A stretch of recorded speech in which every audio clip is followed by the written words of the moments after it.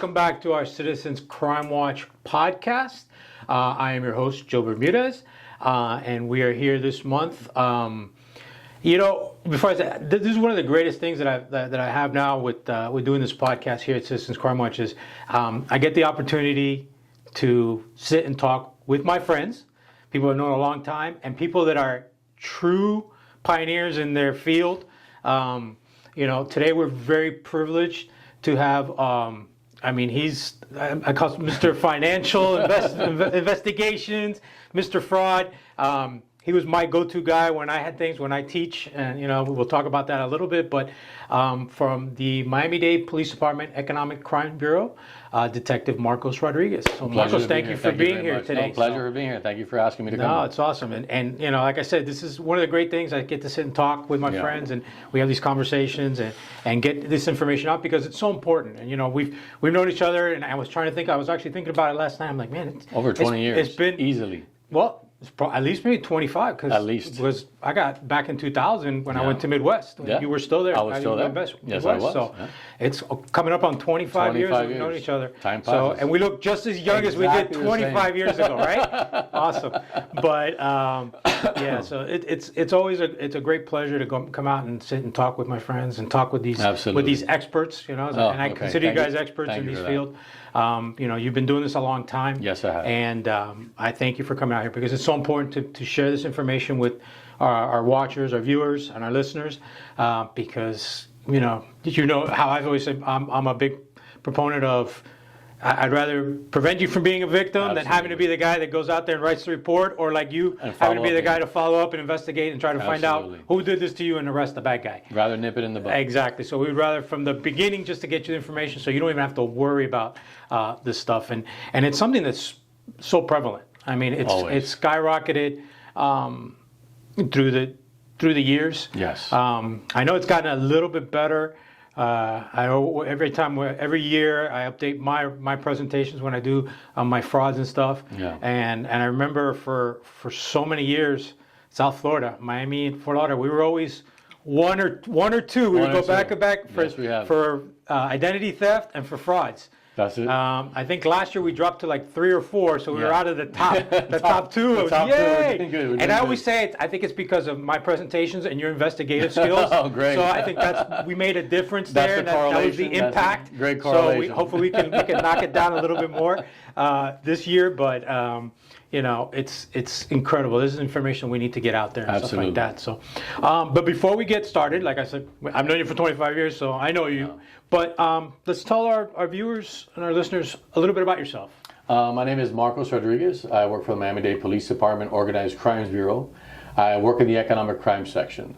This year will be 29 years that I've been in the department, and it'll be 21 years I've been in the Economic Crime section of the Organized Crime Bureau. Wow, that's a lot. That's a lot of years. That's a lot of experience. Yeah. So you're gonna be like when you go, people are gonna be crying.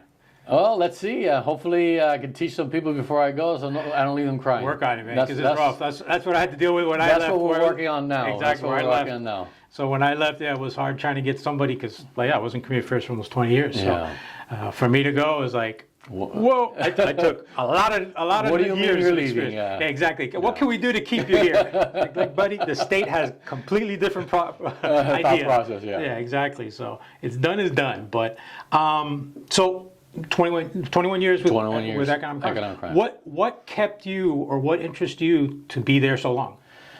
Honestly, to begin with, when I went to the bureau, I didn't know what I was getting myself into. I always heard the horror stories about economic crimes, all the paperwork, the numbers, the banking. It was always horror stories. Nightmares. So I get there and I started doing my investigations. I was already an investigator of something else. I was doing auto theft before that, something completely different from what I'm doing now. And I enjoyed that very much. I always thought I'll go back to auto theft because I enjoyed it that much. So I started working in the economic crime sections. I started getting into all the different types of crimes, actually the frauds that within that section what's economic crimes, the check frauds, the credit cards, the identity theft, the flim-flams, the lottery frauds. I started noticing all the different dynamics of it. And I also noticed, because of 21 years that I've been there, is how it's evolved, how it's changed. So just when I thought that I had one over over them, something else, new something new came on. And then for me, it was the intrigue of finding out what is that new thing that they're doing, how they're doing it. I would get a lot of cases that would, banking institutions or even victims, they would file police reports, and I would read these reports and I would say, but how did they get to this? How did they get that information? How were they able to do this? And that to me was the intrigue. So I just dove into it, and one thing led to another. Here I am 21 years later, still doing investigations, still learning. That's something else I learn every day. This is not something where... You have to. I always say technology is our friend, but it's also our enemy. It's also our enemy. So as technology evolves, the crime evolves. So I do the presentations like you've done it, you did in the past. I do presentations too, and when I sit there and I tell everybody the exact same thing, it's evolving, and this is why I've stayed here. Why? Because just when I thought I got one over you, you're not going to get one past me. Boom, something else comes up, and now it's like a whodunit. How did they do it? So I get involved in that, and then it's continuous. So that's what's kept me inside. It's the continuous. The change, how the different crimes evolve, how new crimes pop up, how they join two crimes together to come up with something else. So it's that intrigue that's kept me for 21 years. I'm telling you, it's amazing, and I see it too as well. Like I said, when I update my stuff, it's like just talking about credit cards. How we're dealing with skimming, and then we okay. I think we figured out the skimming, that we got chips. Yeah. And then the chips are going to... How many conversations do we have? Oh, all the time. No, we're talking about, hey, what's new? What's going on now? What's new? Hey, you would call me, hey, I found this out. What is that about? Oh, okay, that's Listen, I found this new fraud. Hey, I found they're doing this now. We got the chips. Okay, we got the... Oh, no, now we got to deal with the RFID. Yeah. And it's like every day it's every day was something different. Changing. And it's like I said, you were involved in it. Like for those 21 years, we spoke a lot, and we fed off each other. And that's what kept me intrigued. It does. It keeps me going. And that's kept me going. One reason I keep I keep teaching it around the state and stuff like that, because it is. And again, it happens so often that I want to get this information out to the public, because I'd rather you learn and try to avoid becoming a victim. I mean, it's not 100% foolproof, but at least if you take some steps and stuff, and you have some knowledge and awareness. Again, awareness, my favorite word, guys. You have some awareness of it. You can minimize your vulnerabilities and maybe not be that victim. It's what we've always talked about. The victim is always the first line of defense. Right. If victims don't give up certain information, they don't give what they're asking for, they'll never become a victim. So that's why, we've talked about it several times. When I do my presentations, I tell people, you are the first line of defense. Yeah. You're the one that holds the information. You hold the Holy Grail. If you let that Holy Grail out in public, you open up to these people, whether it's internet, phone, online, that's where you become a victim. And that's where this basically starts from. So like we've always talked about, the citizen is the first line of defense. Knowing what to give, what not to give, is the first line of defense for not becoming a victim. And remind me, when we get talking about some other stuff with text, the funny story that just happened like within a couple of weeks ago, and I'm like, I sat there and go, really? Wow.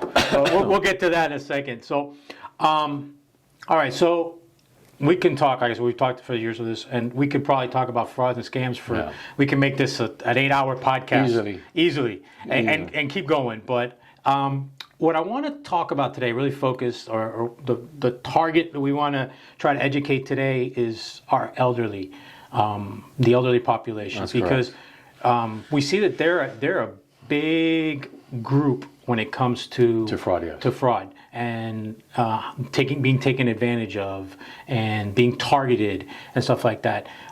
So that's where I want the focus. I want to kind of go to today, and I'm sure we'll have you back sometime in the future. We can talk about other stuff, but I want to talk about like the stuff like that the elderly folks need to be looking out, aware of, and stuff like that. So things that may come across. So let's dive into that. Probably one of the ones you hear a lot about are like the Florida Power and Light or the utility type scams. What is it how are the fraudsters taking advantage of people like that, and what can our viewers do to avoid it? The main issue is with the why are the elderly targeted is because of they're elderly, and so they're very trusting, so they're an easy target. Getting to the targeting of using FPL, what you just said, the utilities and all that.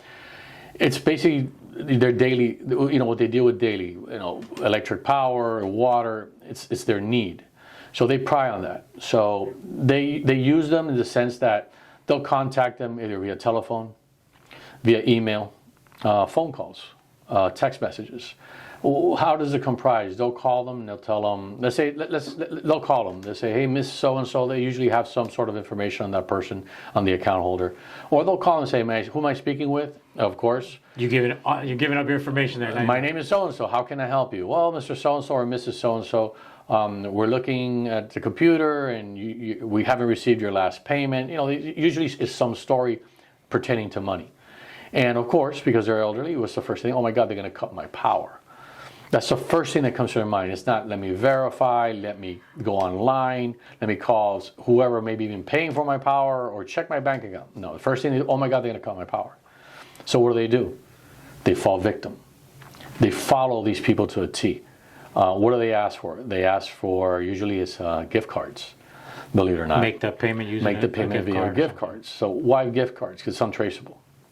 What do they tell these people? You owe us, I don't know, $100, $200, $300, depending on what number they come up with. They get these elderly people to go to wherever they sell gift cards or whatever gift card even they ask them for. They'll buy it and they'll provide the gift card information over the phone. And these individuals, they don't have to even knock on your door. You never see them. With the gift card information, they could go online and basically buy whatever it is that they need and then sell it on the market later and make their cash money. But unfortunately, they pry on the elderly. Why? Because the first question they ask or the first thing that comes to their mind is, I don't want to lose my power. And a lot of them aren't tech savvy, so they don't even know how to go online to FPL and check your power bill and see what your bill's at. And a lot maybe just write checks every month because that's how they've been doing it for 30, 40 years. And it's incredible because I'll interview some of these elderly later after become victims, and I'll ask them, when have you ever... And I'll ask them, how long have you been living in Florida? Whatever, 40, 50, 60 years. When did you ever pay your bill with a gift card? With a gift card. And then they sit there, and I could see it in their face, and their eyes wander, and they go, oh my God, never. And I go, that should have been the first bell that rings, is how do you normally pay? If it's online payment, if you send a check.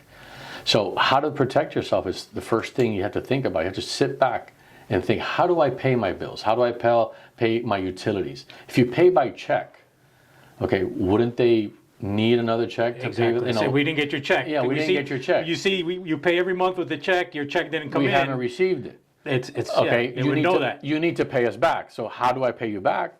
I send you another check. So don't pay out of a norm. A norm that you pay, exactly. That's why I tell these people. Why? Because if you put too many things in front of them, a lot of them get confused. A lot of them are very, very elderly, 70s and 80s. Mm-hmm. Not to say they're not capable, but it's a reality. As we get older, our faculties change, and our mind changes, and certain things that we weren't before susceptible to. As we get older, we become more susceptible to after. So I tell the elderly, when you pay, how did you pay? Okay, I paid with check, I paid with credit card. However, that's, why didn't you use that method? Why didn't that bring a red flag?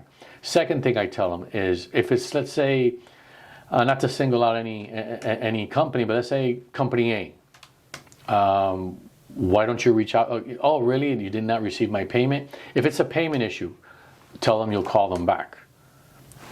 Call your bank. Even if you don't use online banking, call your bank. You're making the phone call. So you should not have an issue as far as who you're calling. It's not like you're receiving a call from your bank. Right.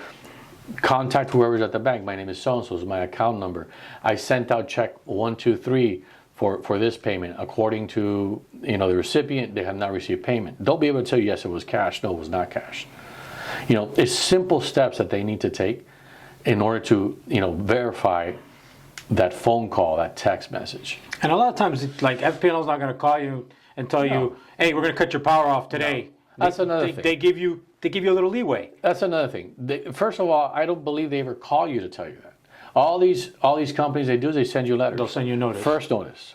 Second notice. Final notice. Final notice. Exactly. And that takes, a month, 2 months, and then finally they do cut your power or your water or whatever it is, whatever utility it is that they're billing you for. Eventually they'll cut it. But 99, I would actually say 100% of the time, it's via mail. Yeah. If you have an account with them, as far as you pay online, they'll send you the notices via email. But they will never call you. You're never going to get that "We're call saying, gonna- pay we're us cutting now or we're today." cutting it in an hour. They're not gonna, it's not going to they happen. would never do that. So those are things that I want, especially our elderly population, to realize, to think about how the norm has been for X amount of years that they've had that utility, and if there's anything out of that norm, at that should point, be a red flag. question it. Right. Question at that point, and go to the source. Go to the source of that. So that, and then that also transition, I mean, we're talking, that's maybe like local entities and all Yeah. that. That also transitions into like government agencies as well. I mean, we start talking about Social Security, IRS, things like that, right? Especially those. I mean, you get a phone call from IRS, everybody jumps. Yeah, you freak out. It doesn't matter how old you are. That's like mom and dad calling you, right? When you're in trouble, you hear your mother's giving you your full name. That IRS. Oh, wait a second. Everybody jumps on that one, but the elderly even higher, especially Social Security. Why? Social Security is a biggie among the elderly. That's all they get. That's their income. That's it. So they figure, if there's something wrong with Social Security, I'm not going to get my check. How am I going to pay my rent? How am I going to pay my water? How am I going to pay my utilities? I'm going to be put in the streets. So that's another one. It's the same scam, just different manner, a different name to it. Now it's Social Security, Internal Revenue Service, FBI, any of those acronyms that we all very well about. They'll call you to do the same thing. As far as Social Security, they'll call or they'll text or send an email saying, we need your information. We need to verify some personal information about you before we mail you your next check. Or before we even can talk to you. We need to verify your Social Security number. Exactly. And boom, you give it out. And boom, right there, you don't think. Mind you, you've been getting this check for 5, 10, 15 years, and suddenly now there's a problem, and you don't even think about it, and what do? Out of fear, you give them your Social Security number, you give them your name. Obviously, what they do is, first thing they try to do is get as much information from you up front. Your Social Security number, now your full name. And then one more thing, we're missing your date of birth. What's your date of birth again? Once you give the date of birth, you hear in the background, you hear the tapping on the computer, and basically that's it. They got you. That's it. They got your information, and now they. So that's a funny story. What I would tell you happened, and this is how you think it can happen to anybody. So I was talking with a friend of mine the other day. We were sitting down talking, and her mother was there, and just out of conversation, she just kind of go, I need to check on my tablet, and we were like, tablet? Now, both me and this person, we teach crime prevention. Mm-hmm. So we're always putting the information out, beware, awareness. We do this. So she goes, what are you talking about, tablet? And she goes, oh yeah, some guy came by. The mother lives in an apartment complex with a lot of elderly people. Goes, oh yeah, he came by and he said he was with like Social Security and the Medicaid and stuff like that, and he would, he could get us free tablets. And all we had to do is give our information. What information did you give? Oh, he just wanted my name, date of birth, and Social Security number. And that's it. We both went like, oh gosh, that's it. Yeah. And it's done. So now, she had to. I'm like, I had to go start giving all information. Call the FTC, call the credit bureaus, freeze everything because now you have to freeze it. You just become a victim. You've just become identity theft. Yeah. This person has all your information, Yeah. and all because he dangled that free iPad, and I'm from the government. I'm here to give you this for free. And the majority of them probably don't even know how to use it. They don't even know how to use it. But hey, it's a free tablet. It's a free tablet. I get it for free. So then we have the FBI. The FBI, and when the FBI calls you. When the FBI calls you, Internal Revenue Service, that's another one. Yeah. Oof, that's a big one. The FBI usually, the warrant? We have a warrant for your arrest. If you don't pay this amount of money, fine, yeah. We're going to pick you up in the middle of the night. The FBI is not going to take a warrant payment with a gift card also, right? Yeah, so exactly. They ask you for a gift card. Again, what have you ever paid any government entity with a gift card? None. And again, why would any law enforcement contact you that in order in lieu of getting arrested or a warrant issued for your arrest, you have to pay something? That does not exist. Our justice system does not work that way. But there's the fear. The fear is there. But they prey on the fear. They prey on the fear. They don't know. My wife had that at her job years ago, where one of the secretaries there, was an elderly secretary, the same thing happened. She got the phone call and said, hey, this is the so-and-so sheriff's office, and it was from another county. I guess they had looked her up, where another county that she had lived at some time. We have an old warrant for you, and this is built, but we're calling Miami-Dade police now, and they're going to go and arrest you this afternoon unless you pay this fine. You need to go get a gift card. And I've trained my wife enough over the years, different things. So her light bulb went off and said, no, tried to tell her, this is fake. And she called me and I tried, no, this is fake. This is fraud. The lady still, she had that in her mind. She already pictured herself in handcuffs and going down to the jail. Well, they used to teach us tunnel vision. Yeah, exactly. They get this tunnel vision. It doesn't matter who you are, what you're telling them. It's that first phone call, that first suggestion, that first statement that they got from that person on the phone or on the internet or whatever. That's it. Everything else closes up. And the only thing that saved her was when she went across the street from the law office they worked at. She went across the street to a Walgreens, and she was trying to buy $5,000 in gift cards. And the manager there was like, "What are you doing?" And she told the manager would not sell it to her. Yep. God bless that man because he saved her $5,000. Well, in a lot of the presentations that I've done, I've spoken to people that are managers of stores, CVS's, Walgreens, Walmart, all those stores, and thankfully because of podcasts like these and going out and speaking to the public, they're aware of what's going on. And even the banking institutions, they see an elderly person pulling out a lot of money in cash or walking into one of these retail stores, buying gift cards, large sums amount of money. To them, it's a red flag. Yeah, it's not a norm. It's not a norm. And he asked her, "What are you doing?" "Oh, I gotta pay. I can use this and pay this all online." "What do you mean? What are you doing over the phone?" Let's call the police. And then they did. He says, "I'm going to call the police. And so this is a fraud. We'll take care of it." And that man stopped it there, and that's the only thing because she didn't want to listen to anybody. No. She wouldn't listen to my wife. She wouldn't listen to the lawyers in the office. She wouldn't listen to me. And I was a police officer at the time. She would not listen to anybody. Like you said, she had that tunnel vision. I'm going to jail. And I need to resolve this right now. Whoever gave me this information is the one that's right. He was good. He had her. He hooked her and had her good. Yep. I see it all the time. It's crazy. Another popular one that I hear, you hear all the time, and you hear the phone calls is the grandparent scam. Oh, that one. What's that? The grandchildren. The grandchildren. Come on, you're a grandparent. You hear something happening to one of your grandchildren, you don't even care if it's your son or daughter. Your kids they're on their own, man. They're on their own. Your grandkids, no, it's golden. I have to take care of this because my kids are not taken care of, so obviously grandma and grandpa have to step in. It depends. It could be one of the grandchildren in the hospital. They need this surgery right away. They were involved in a car accident. They fell off a tree. God knows what it is. They need this surgery, so they will not perform the surgery unless they receive $2,000, $3,000, $4,000, $5,000. What happens? It's the grandkid. They need this money. What do? The tunnel vision. I have to get them the money. They forget everything else. They go get the money, whether it's cash. There's always gift cards, but whichever way these people want to receive the money, they will do whatever they have to do. Then you have the other one is the grandchild got arrested. That's another big one. They called. He's somewhere in Gainesville, Tallahassee, or whatever. Had a warrant for their arrest. The grandchild, the grandkid will go to jail unless I need the bail. Unless they post a bond. They post a bond. If not, they're going to go to jail. You're not going to see them for months at a time. Again, they prey on the elderly. It's the grandkids. They get that tunnel vision. They forget to just take that step back and say, wait a second. I just spoke to my grandson an hour ago. I saw him 20 minutes ago. How could he be in Gainesville? How is he in Gainesville? How is he in Tallahassee? Or he doesn't even drive. We've had those. I've had people say, you sent this money over. They called me. They were going to arrest him because he was in a traffic accident. And I look at, how old is your grandkid? Oh, he's 15, 14. I go, has he ever pulled up here in a car? No. Do you know he owns a car? No, he doesn't. Okay, how? Oh, I don't know.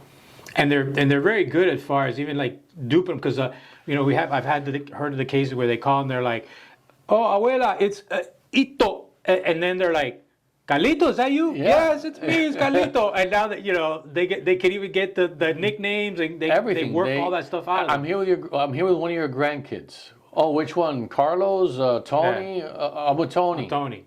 Yeah, then it's a gamble. You talk about how you give up your own stuff. It's a gamble for them. Oh, Tony, maybe Carlos would have been better, but you know what? They gave up Tony. But that's how they start with the fishing questions. Right. And again, the elderly, not just the elderly. I don't want to just pick on them. That happens. Yeah, a lot of people don't even pick up on that. The fish they fish for information, and then it's like a puzzle for them.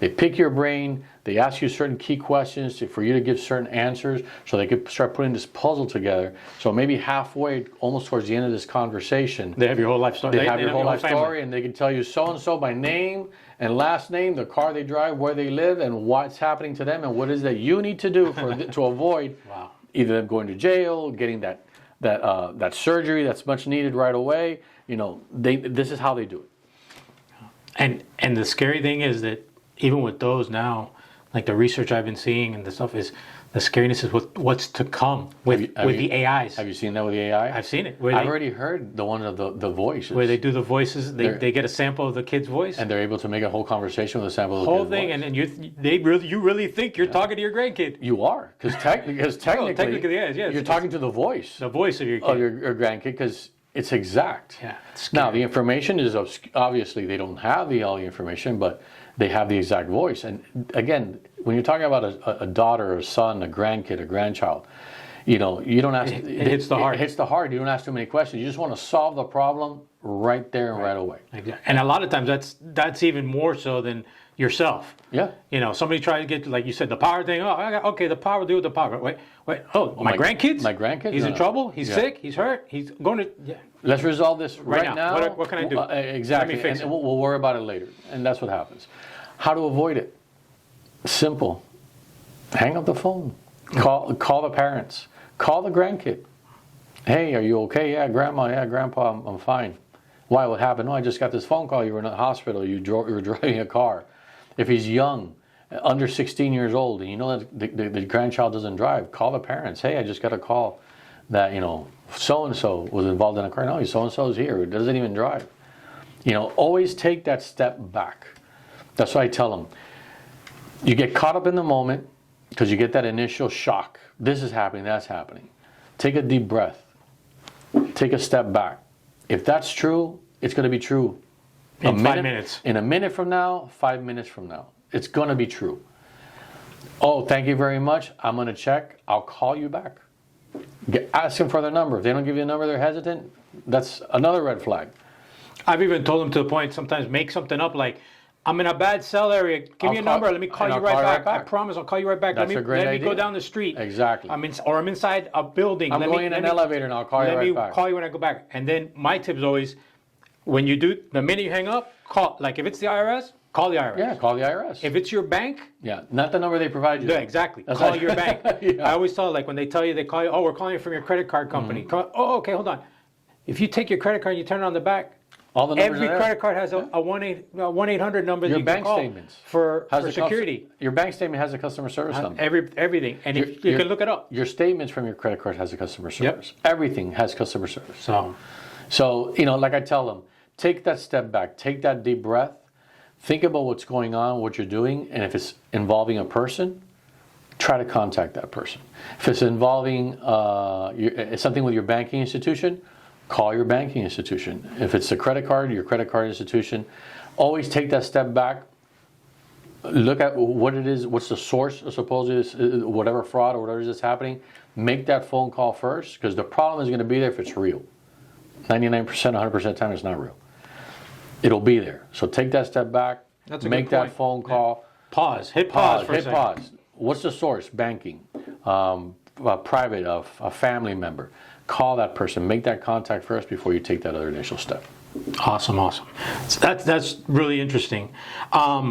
So since we're on like the family and tugging at the hearts, Yeah. we're talking. That's number what one. It's funny because that's what you always make the bad decisions when you use the try heart. to use the heart first, and Absolutely, you don't everything. you don't put the head first. You put the heart first. Sometimes you make You get in trouble with that impulsive. one. Yeah, you get impulsive decisions. But one of the newest things, or one of the things we're seeing out there is these romance scams. Oh, Let's talk about romance scams. Those are Love is in the air. Those are incredible. I got so many stories of those. Same as male, same as female. Everybody becomes vulnerable. Let's start with the males. They get an email from this. Let's say you're 70 years old. You get this email from this woman, supposedly a woman. That's the problem. You don't know. you don't know who it is. If you could only, I've seen sometimes what's sitting behind that computer. Oh my God. You don't want to know what's behind that computer. Well, you get that picture of that beautiful young lady, that beautiful young woman, and suddenly via email, suddenly that person falls in love with you. You are everything to that person. You're their world. You're their champion. You know, you send them your picture. You know, come on, and that person's still in love with you. You've never met this person. You've never gone out with this person. It's all been via computer keys, and now suddenly this person's in love with you. Unfortunately, we fall for that head over heels. I get about it. I get them all the time. I show it to my wife. I laugh. I go, hey, I got a new girlfriend. Yeah. You get them on the WhatsApp all the time. Yeah. You know, like, hey, I saw your picture. Yeah, I saw your and picture. You want to talk? And they have the little thumbnail of some really model-y looking young lady. Yeah. And you're like, yeah, okay, I know who I'm talking to. That's not exactly. 55-year-old guy that's sitting in there, drinking and smoking in a basement somewhere. Exactly. Yeah. But, so unfortunately we fall for that. Sometimes why do the elderly fall for that is, unfortunately, a lot of the elderly people are alone, and they're looking for someone to talk to. Right. So that's how it starts. A lot of the elderly people that I interview tell me, look, to an extent, I knew there was something wrong, but this person started talking to me. They engaged me at all times of the day. So it's something it develops. And what happens is they get caught up in the moment. And it happens to the women too. They're home alone. They're sitting. They say they have at least they're computer savvy. The people around them, there's not that many people around them. A lot of people to talk to. Or if they do have people to talk to, they have a lot of downtime. So they're alone. They go on the computer. Next thing you know, some Fabio guy is emailing them. Telling her that she's the best thing that they're having. Again, same scenario. Never met, never spoken, never seen each other, but now this woman this man is in love with this woman that they haven't even met. But again, what happens is they're lonely. So they start engaging in talking, simple talk for a while, and then these people know how to work them. They know it's baby steps. A lot of the time they don't ask them for anything. A lot of the time it's offered. In the course of a conversation, a month later, starts with gifts. Listen, hi, how are you? I didn't hear from you all day. Oh my God, I had a problem. I crashed my car. I don't have insurance, and I need my car to go to work. I don't know what I'm going to do now. This is horrible. But what do you mean? Are you okay? Oh yes, I'm okay. But my car, $2,000, $3,000 to fix the car. If I don't fix this car, I'm done. I'm not going to be able to work. I may not even be able to pay my internet fee, so I can't talk to you. There you go. Whoa, wait a second. Whoa. I've been talking to this guy, or I've been talking to this woman for the past month. Never asked me for anything. He's not asking me for anything.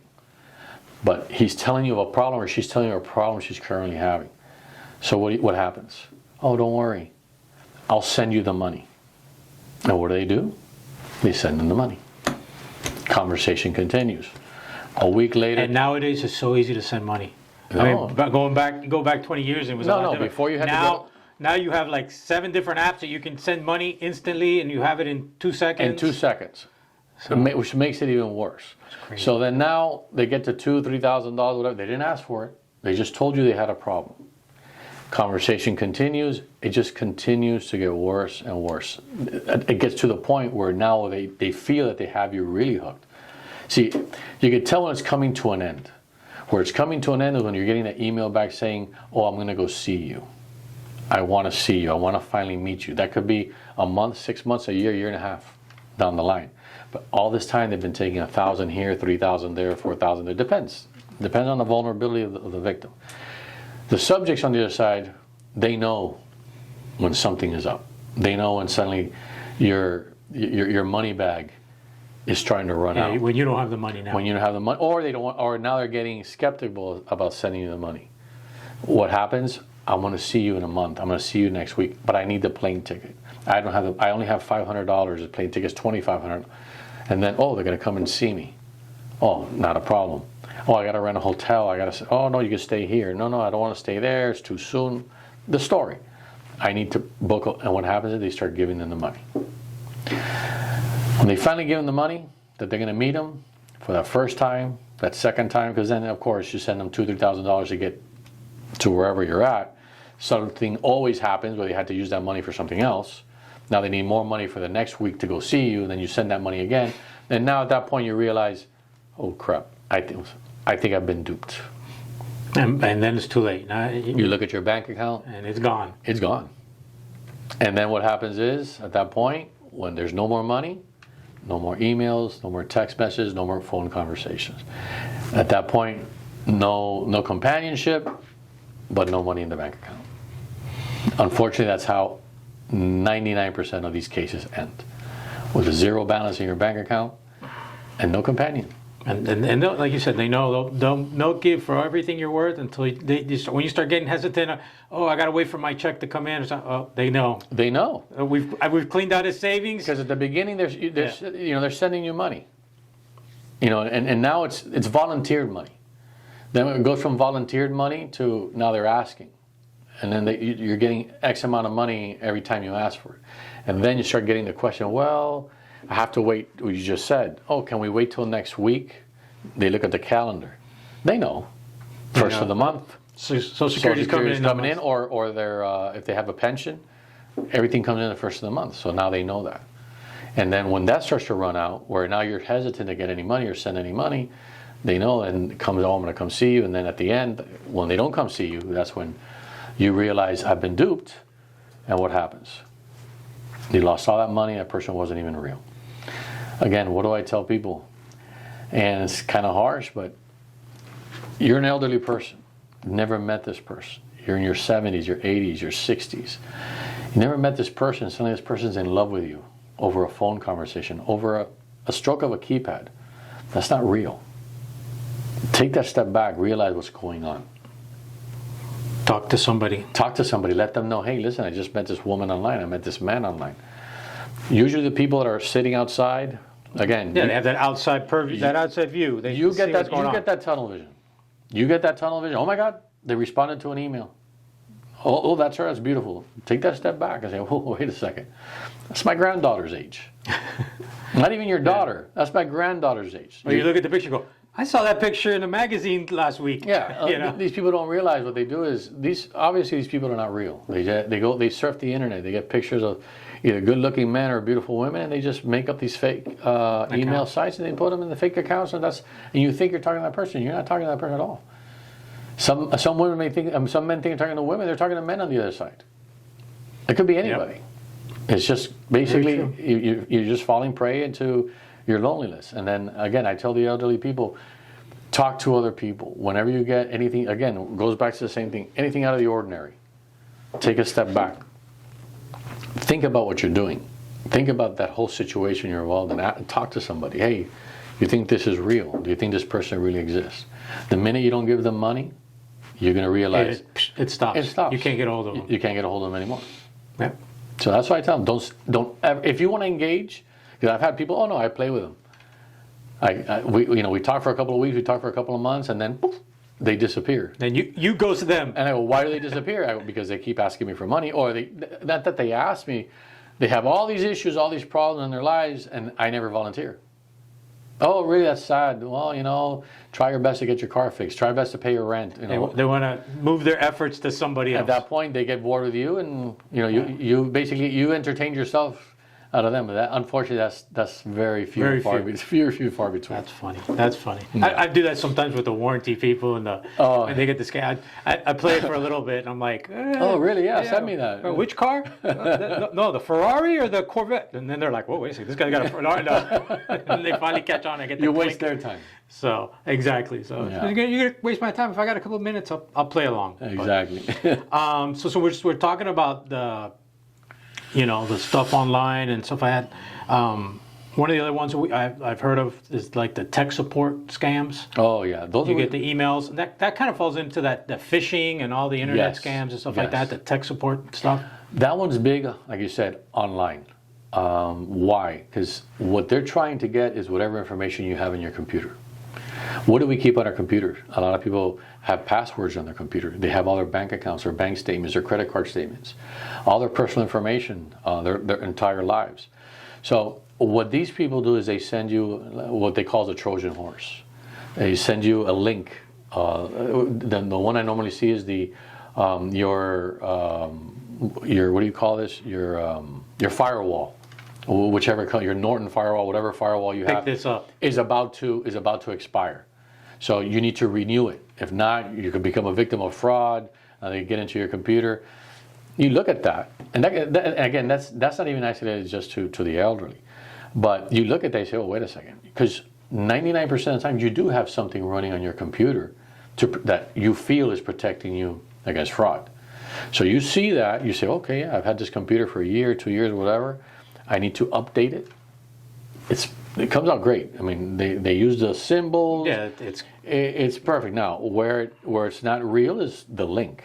So what happens the minute you hit the link? Basically what you've done then is you've opened up Pandora's box. You've just let these people into your computer.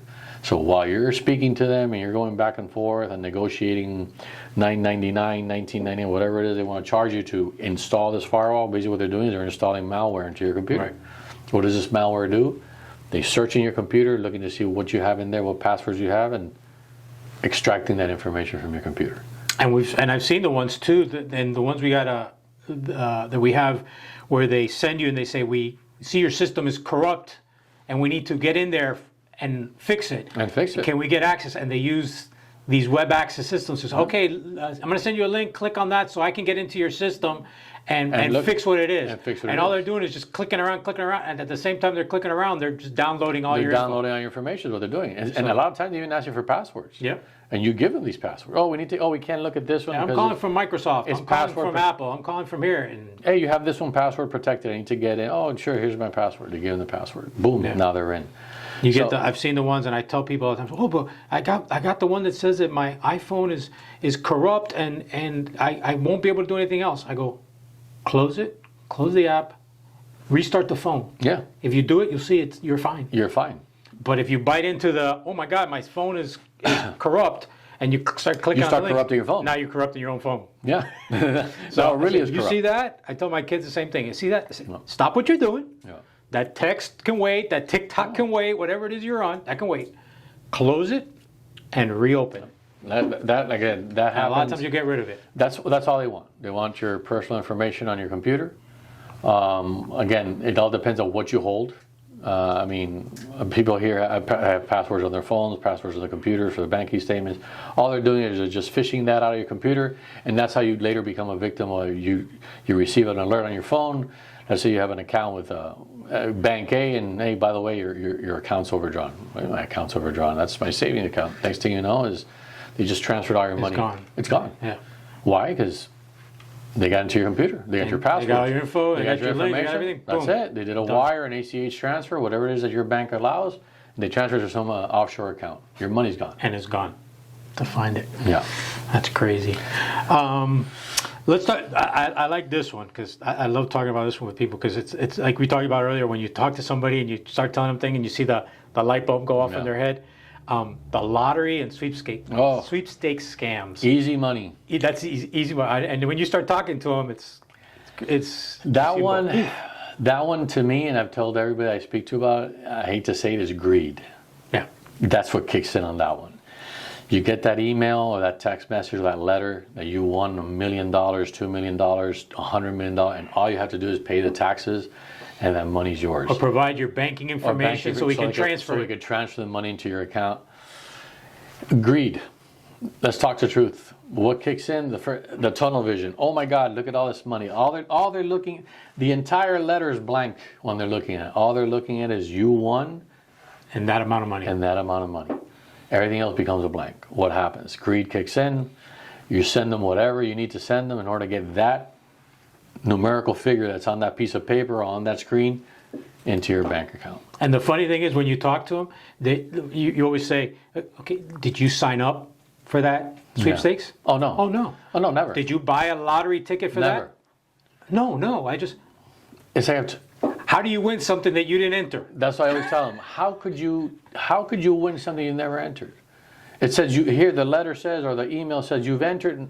No, take a step back. It's like you say, they see the phantom riches. All they see is the word you won, and then if you notice those emails, those text messages, and all those letters, It always the same thing. It goes through the whole story. Everything is blah, blah, blah, blah, blah, blah, blah, until it gets to the second line where it says, you won. And it has the money figure next to it. And that's what everybody focuses on.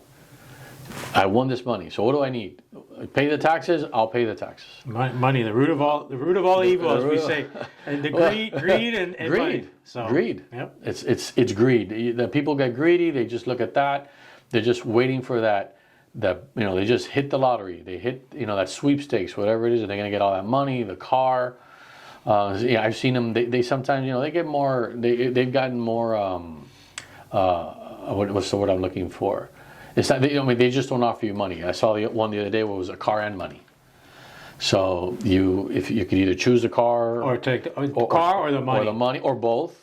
And that one had to do with paying the taxes. That's what I was going to say. I've seen that where they tell you, you've won $1 million, but you have to pay the tax before we can give you the money. So wire us $10,000, which is a percent. And then too, you start to tell them, okay, what percentage is $10,000 out of $1 million? That's like. But nobody checks. When have you ever paid that little tax on something? Nobody thinks. Because they see the $1 million. I'm getting $1 million. Yeah. I'm sending 10 and I'm getting $1 million back. That's it. I'm buying my house. I'm buying a house for my kids. I'm buying the car. I'm going on vacation. My going to problems Europe. are solved. Yeah. That's the other thing. Where you just say you won the sweepstakes, the English sweepstakes, and you're like, have you ever been to England? No, never. But they pay. But how the heck did you win the English sweepstakes if you've never been to England? And they're like, but then you said they got duped. They see the big money. So. How to protect yourself? That's crazy. You just said the magic word. If you never played it, how are you going to win? Yeah, think about it. But again, that goes back to what you say. Hit the pause. Yeah, stop. Stop and go back, look back. Or show it to somebody. Yeah, hey, listen. Oh, if you want it now, it goes back to the same thing. If you want it now and you're the prize winner, that prize is going to be there weeks later, months later, or a year later. So stop for a second. If you're unsure, talk to not one person, several people. You can even contact the police. If you get emails like that, contact the police. Go to a police station. Print that email or whatever. Hey, listen, I got this on the mail. I got this on my computer. One of the things I tell them is look at, I use the example like the Florida lottery. I go, look at all these people that win. When somebody hits the lottery, you usually don't hear about it for months, a few days or months or something like that, because that person, what did they do? They went and got an attorney. Mm-hmm. So you want, show it to an attorney and say, hey, listen, this is what I won. Let the attorney look at it, because the attorney's going to see it and say, this is BS. This is BS, yeah.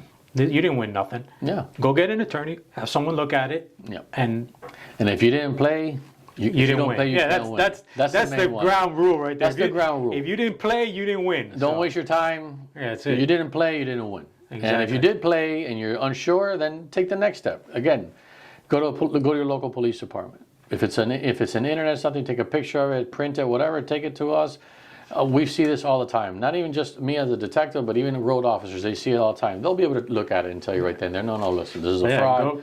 Do that. Go to your bank. Go to a financial. Believe me, if you won $1 million, they want to help you. They want to help you because I'm going to help you invest. I'm going to help you invest this money. I'll help you get it. Exactly. I'm going to help you get it because they're going to get their take out. Absolutely. But if it's fake, no, I'm not going to waste my time on this. Take that step back. Yeah, exactly. Take that step back and talk to other people. It's crazy. Well, and talking about greed, because we're on that topic of greed and that money. One of the things that I teach when I teach around, I do this our program Savvy Seniors, where we talk to seniors. One of the biggest things is investment fraud. Yes. And we talk about it. I do this presentation from FINRA, which is the Financial Industry Regulatory Authority, and we talk to them about, because that goes along the lines with that greed. I don't want to say they're greedy, but going back and rewinding to what we were talking about a little bit, how you have this elderly, they're trusting. A lot of them are on fixed incomes. That's correct. They have maybe this little nest egg, and they're like, okay, I have this amount of money. They're feeding off of it. But then somebody comes along with this plan that says, hey, I can take that money and I can double it, triple it. I can times 10, and you'll be set for life. So, we talk about that. They want to hit that last home run to be able to be set, and they get taken advantage of. Yeah, those are prevalent also. You showed me a video, several videos before we started this. Right. And they're a really good video. That's pretty much how it works. They're rehearsed. They're rehearsed people. They're rehearsed people. They're very well versed. They know how to speak the language. They know the business. Right. A lot of these people know the business. These are not just people off the street that have no idea what they're talking about. They know the business. It's a rehearsed script. So if you have investments, you'll hear that language again. So that's how you fall for it. And then what kicks in is what you just said. If you're living on a fixed income, you're making X amount of money a month, and that's what you're living on. Just imagine someone calls you and tells you, hey, I'm from X investment company. We could get this money that you have, that you'll give it up because they'll figure out a way for you to, oh yeah, I have investments in this company and that company, because they engage you in conversation. Well, we could get that money and triple it, double it. So if you're getting just a number, $3,000 a month, we can make that $6,000. Could you imagine how well you could live? Yeah. Tripling or doubling your worries are done. Your income. So that day to day, so you're sitting there, you're saying, wait a second, this is how I live now. I live, some people, I live comfortable, or I wish. Everybody always wants that a little bit more. It's human nature. It's true. If we could live a little better. And not only that, you deal with inflation. Inflation, everything. Cost of living, cost going up. Now gas is up, food's up. You go to Publix now, where you used to go and spend $50 on groceries, you're lucky if you walk out of there with $150. With $150. So now these people that plan. And that stays the same. Yeah. You plan, this is how much money I had to finish out my life, and this will get me through. But now. No, you're seeing it go away. Cost tripled. And you're like, whoa, wait a second. I got to do something to build this up. And you're elderly. Do you want at 65, 70, 75, 80, you want to go out and get another job again? Yeah, to go back to work. To go back to where? Or, make what? You're still stuck in the same thing. So you get that phone call. You always get that phone call. You get that phone call about investing in a new company. And they always promise you 2 and 3, even 10 times as much more money you're making. You need to take that step back. And like the video you showed me, who are you? What's your company? Give me the information of your company, and I'll call you back. The minute you get any hesitation that they don't want to provide you any information, or even a callback number, or provide you anything for you to verify who they are, just hang up the phone. It's not real. Don't get caught up. Again, they'll talk to you about money. It's always about money, how much better your life is going to be. Okay, that's fine and dandy. But take that step back and say, sure, not a problem. I would love to invest with you.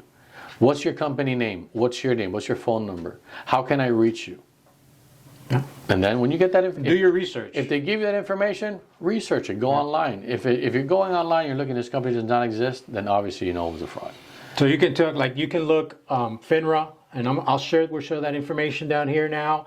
And there's websites that you can go to, like saveandinvest.org.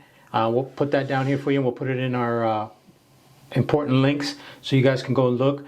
But and I think so we're going to at the end of this, when we're all done, I'm going to share that one video we were talking about. Yeah, that's a good video. It's the good, the right way, the wrong way, and the right way to answer a call from I like that. It was very good. Financial advisor. So, but that's awesome. So I'll share that with you guys, and we'll give you a little bit of insight when it comes to investment fraud and stuff like that. Man, so we talked a lot here, a lot of different things, and I thank you for sharing. Thank you for having me. Scams and stuff like that. It's a lot, and like I said, we could probably go for another 6 hours easily and stuff like that. But the last thing I want to do before we wrap this up and we say goodbye for the day, but let's talk about resources, what to do. So we've talked about the different scams. We talked about what you can do to avoid being a victim of scam. But let's now put our mindset. You fell for it.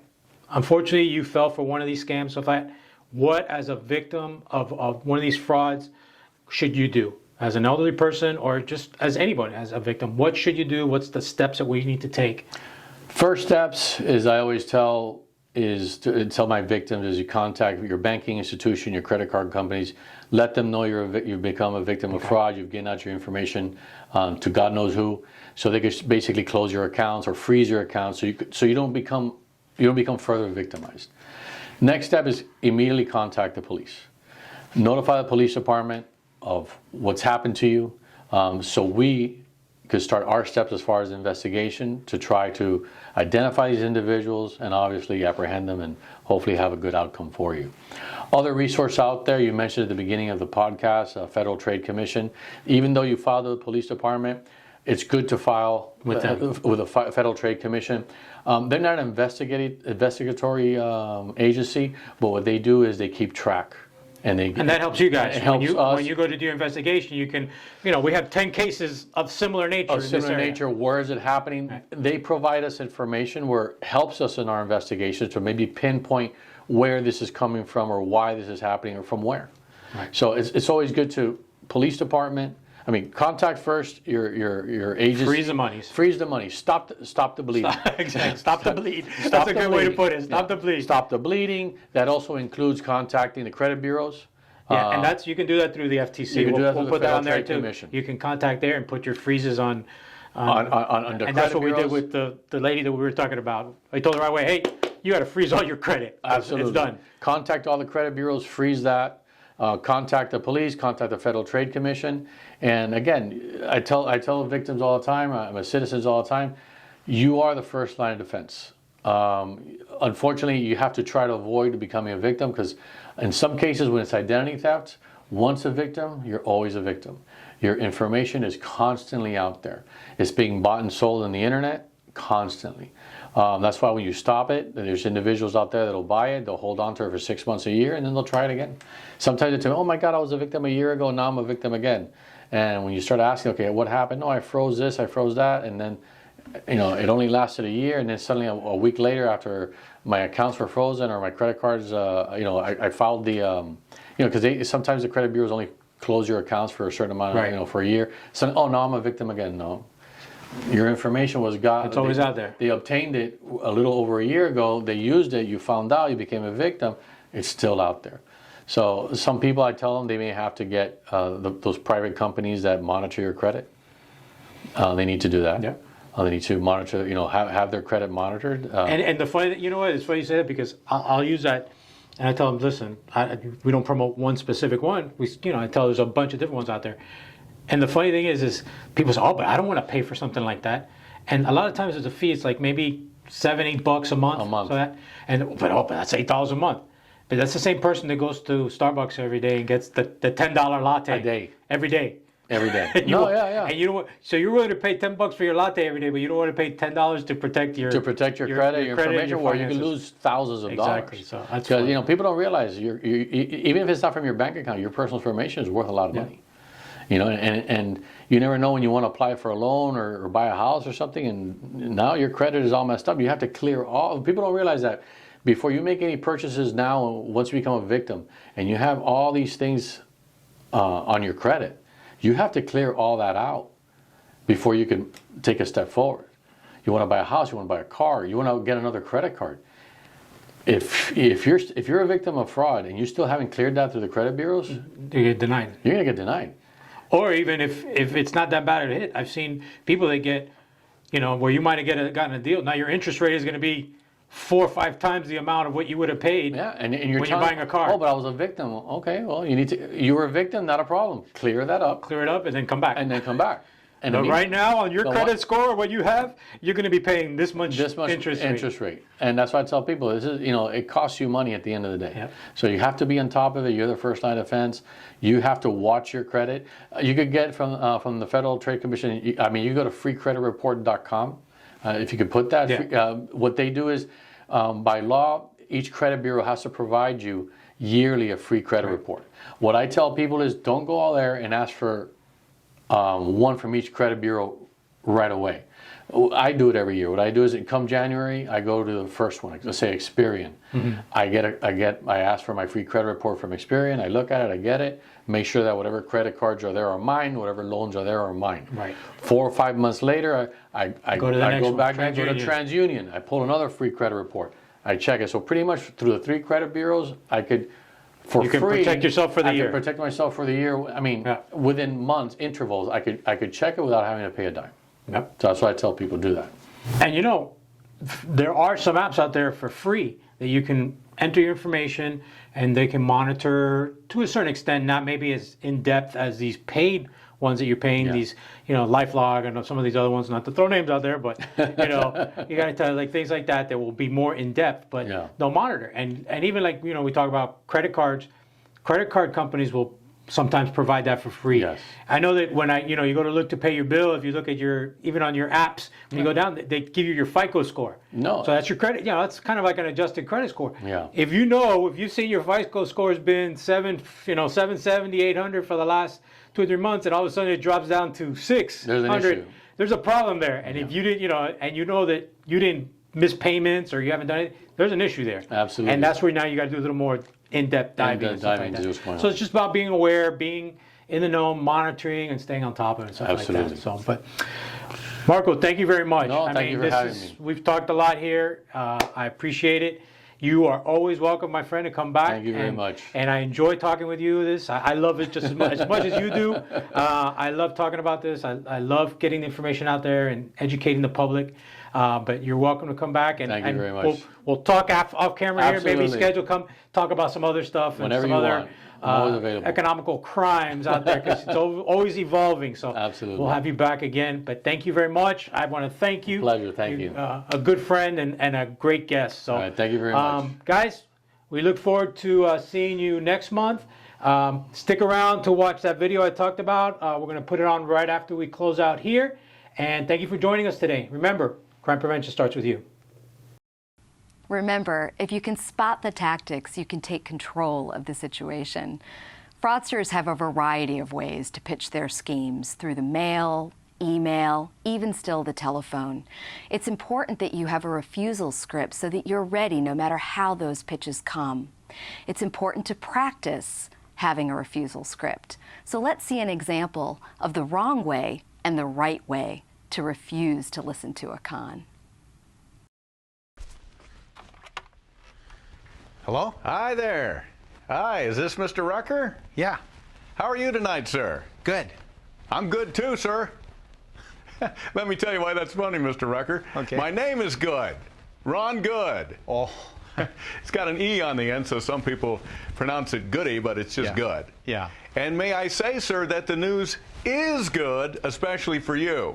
Oh, yeah? You might remember you went to one of our seminars a couple of weeks ago. I'm just following up on that. I'm a money manager with the Dunkington Fund. I would imagine that name is familiar to you. I mean, you came to the seminar after all. You do remember the name, don't you, sir? Sure. Yeah. You are, I should say, sitting on the ground floor of an incredible new equity fund opportunity. I've never seen one like it. Already paying 48% annually, and you probably saw where the Wall Street Journal says it's heading to 70 or 80% territory. You read the journal, sir? Sometimes. As you can probably figure, a fund this hot is bringing all the big boy investors like Gates and Buffett running in to snatch it all up. Right. We're generally seeing people with annual incomes, I don't know, 100,000 or more coming in on this deal. Is that your ballpark, Mr. Rucker? Yeah, around that. I would love, sir, to overnight you some information so you can see the numbers all in black and white. Okay. Give you a day or two to look at it, and then I'll see what you think. Okay. Okay. What's the best mailing address for you, sir? I guess it'll be right here to my home. You and your family live there, do you? It's just my wife and me. The kids are grown up now. Whoa. You sound so much younger, sir. Thanks. What is that address? 4257 Oak. That is a beautiful part of town. Yeah, it's nice. Yeah. What town is that exactly? Edgemont, South Dakota. Okay, Yeah. and what's the zip code? I'm not sure because they changed it a couple weeks ago. Okay, well, I'll just make a note here that you don't know zip. Okay. All right, bye now. Bye. Nice guy.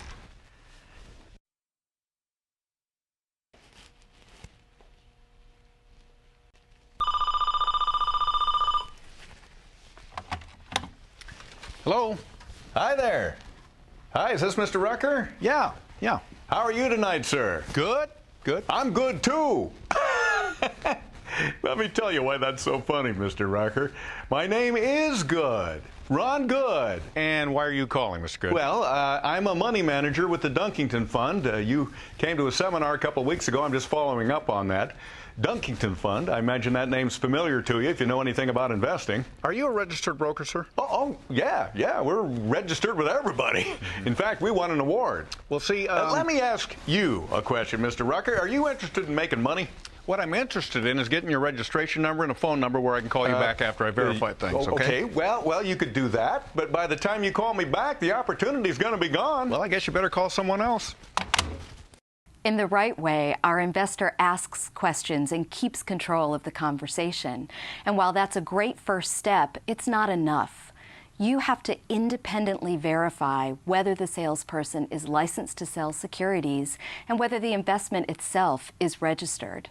The FINRA Foundation's website, saveandinvest.org, provides tools that you can use to find out what to ask and where to check. My advice would be ask too many questions. Use common sense, ask logical questions, and through the process of gathering and formulating your questions, be thinking about what's in it for them instead of what's in it for you. And at that point, things will start to crystallize. And that's when you'll start to see the too good to be true and why would somebody do so much for so little. And, and in the process of asking all of those questions, you will deter that salesman.